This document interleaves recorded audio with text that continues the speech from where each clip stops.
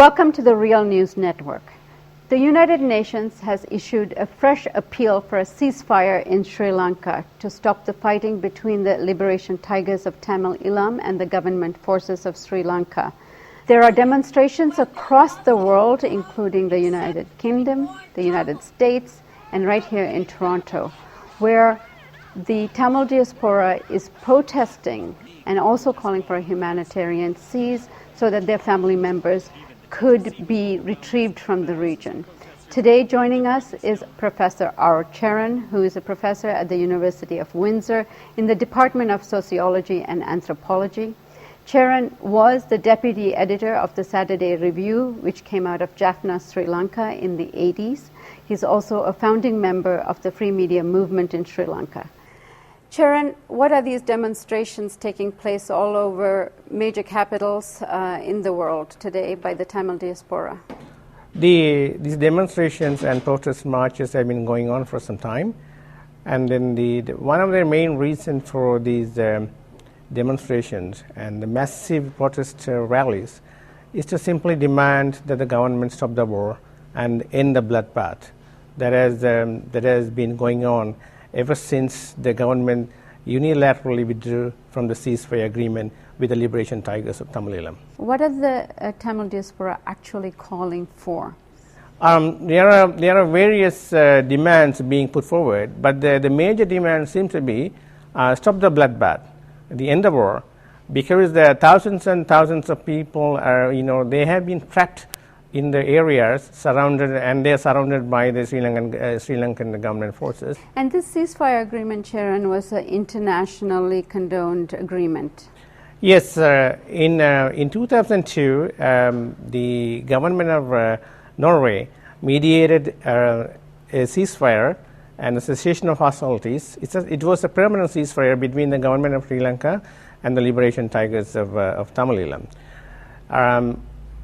But the new government came into power in 2006, and then with a mandate to abrogate the pact, the ceasefire agreement, and to renew the war in the hope that the only solution possible for the Sri Lankan ethnic conflict is a military solution, and the only way to achieve is by eliminating the Liberation Tigers of Tamil Eelam from Sri Lanka. And they have also used or advocated it is a war against terrorism, so it is no longer an ethnic conflict or a national conflict.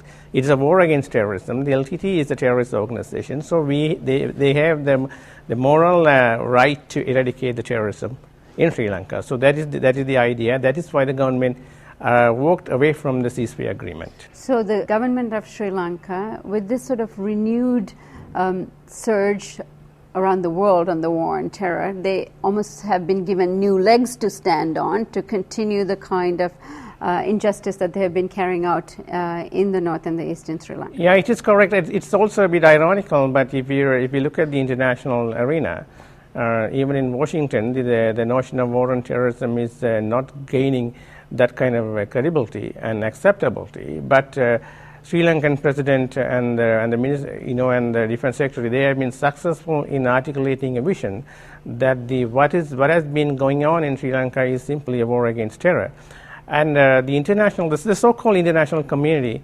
including the U.S., are buying into that argument, and then that is one of the reasons why, even though the UN has issued a call for immediate ceasefire, even though the government of the United Kingdom has issued a call for ceasefire, including our own government, the government of Canada, they have called for immediate ceasefire.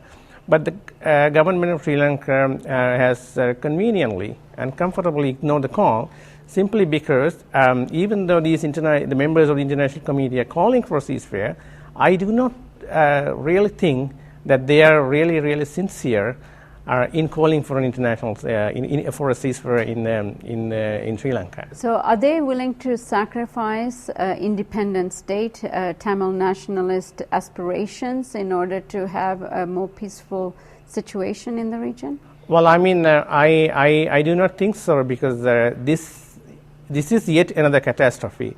But the Tamils in Sri Lanka have gone through several catastrophes, and they have not given up the reasonable demand for justice, equality, and self-determination. In fact, I would argue this has never been an ethnic conflict. This has emerged as reasonable demands, fundamental rights, human rights, and minority rights demands from the Tamil population. At some point in the history, in the 1980s, it got labeled into an ethnic conflict, and now it has been relabeled or rebranded as a war against terrorism or by the government. So as long as the fundamental rights and the human rights and the civil and political rights of the Tamil minorities remain unsung, the conflict will go on. So I do not think the Tamil community will give up that just struggle for equality, dignity, and self-determination. So most people see this as a surge by the government, an unprecedented surge in order to eliminate the LTTE. Is that possible? It is quite possible, because I would like to start off by saying one important point why the government of Sri Lanka continues to refuse the call for ceasefire. The main argument seems to be that every time they declare a ceasefire, the liberation tigers of Tamil Eelam regroup and rearm and re-energize themselves and come back to fight for another day. So that is why they do not simply want to enter into another ceasefire agreement. In a similar way, if we look at the history of ceasefires, every part of the conflict, they use the ceasefire period to regroup, rearm.